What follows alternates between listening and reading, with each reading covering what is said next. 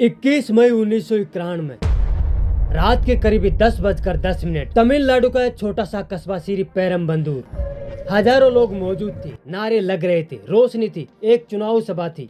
लेकिन इसी भीड़ में एक ऐसा इंसान खड़ा था जिसे देखकर कोई नहीं कह सकता था कि अगले कुछ सेकंड भारत एक प्रधानमंत्री खो देगा। आज के इस वीडियो में हम सिर्फ राजीव गांधी की हत्या की कहानी नहीं बताएंगे। आज हम जानेंगे राजीव गांधी की वो अनसुने किस्से, वो सच्चाई जिसे जानकर शायद आपकी भी आंखें नम हो जाए, और वो सवाल जो 30 साल बाद भी इतिहास से पूछे जाते हैं। लेकिन इस कहानी को शुरू करने से पहले अगर आप हमारे चैनल पर नए हैं तो कृपया चैनल को सब्सक्राइब जरूर कर ले।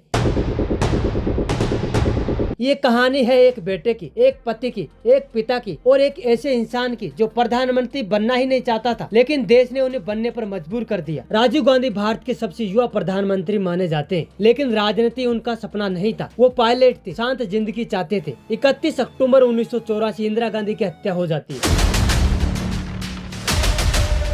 देश टूट गया। सोनिया गांधी रोती रही, राजीव गांधी राजनीति में मत जाओ। लेकिन राजीव गांधी ने कहा, अगर आज मैं पीछे हटा तो देश को कौन संभालेगा। 1989 में कांग्रेस चुनाव हार जाती, राजीव गांधी प्रधानमंत्री नहीं रहते। लेकिन सवाल उठता है, क्या सत्ता से बाहर होने के बाद खतरा खत्म हो जाता है? 1991 में कांग्रेस का चेहरा फिर वही था, राजीव गांधी। और तभी श्रीलंका के जंगलों में उनकी मौत का फैसला लिया जा चुका था। 1980 के दशक में श्रीलंका में गृहयुद्ध चल रहा था। एक तरफ सरकार, दूसरी तरफ लिट्टे तमिलों के लिए एक अलग देश चाहता था। लेकिन सवाल यह उठता है, भारत इसमें क्यों कूदा?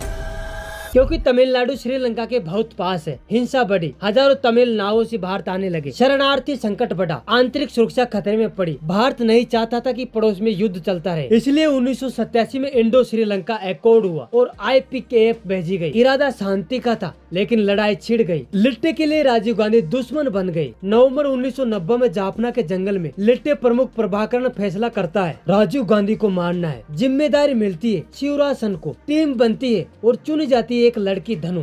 21 मई 1991 विशाखापट्टनम एयरपोर्ट। राजीव गांधी फ्लाइट में बैठ चुके थे, तभी अचानक से तकनीकी खराबी आती, फ्लाइट रोक दी जाती। राजीव गांधी उतरते हैं, आज यहीं रुक जाते हैं। कुछ देर बाद इंजीनियर बताते हैं खराबी सिर्फ एक छोटे से स्विच में थी। तब स्विच बदला जाता है। राजीव गांधी सोचते हैं कि लोग इंतजार कर रहे होंगे और फ्लाइट उठ जाती है। रेड कारपेट एरिया पूरी तरह रेस्ट्रिक्टेड था। नामों की लिस्ट बनी थी, लेकिन दबाव में कुछ नाम जोड़े जाते हैं। लता कानन की बेटी कोकिला लिस्ट में आती है और उसके साथ वो लड़की भी खड़ी होती है। कोई सवाल नहीं करता। महिला पुलिस रोकना चाहती है, लेकिन राजीव कहते हैं ठीक है। एक सेकंड का भरोसा और इतिहास बदल जाता है। राजीव गांधी इंदिरा गांधी की मूर्ति को माला पहनाते हैं। धनु आगे बढ़ती है, माला पहनाती है, पैर को छूने लगती है और फिर धमाका।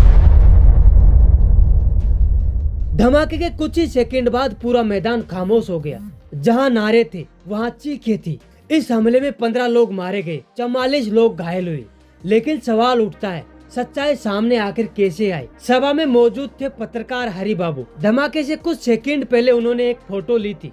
उस फोटो में राजीव गांधी, एक बच्ची और एक महिला माला के साथ दिखती है। धमाके में हरि बाबू की भी मौत हो जाती है, लेकिन उनका कैमरा बच गया। CBI ने कैमरा जब्त किया, तस्वीरें रिकवर की। यही से जांच लिट्टे तक पहुंची और गिरफ्तारियां हुई, मुकदमा चला, सजाएं दी गई। कानून के हिसाब से मामला खत्म हो गया। लेकिन सवाल आज भी जिंदा है, क्या ये रोका जा सकता था? या वो फ्लाइट आखिरी मौका थी? और क्या एक छोटी सी चूक इतनी बड़ी कीमत मांग सकती है? राजीव गांधी परफेक्ट नेता नहीं थे, लेकिन वो पीछे हटने वाले इंसान भी नहीं थे। आपको ये वीडियो कैसा लगा हमें कमेंट बॉक्स में जरूर बताएगा, और हमें सपोर्ट करने के लिए हमारे इस चैनल को सब्सक्राइब जरूर कीजिएगा। चलिए मिलते हैं नेक्स्ट वीडियो में, तब तक के लिए जय हिंद।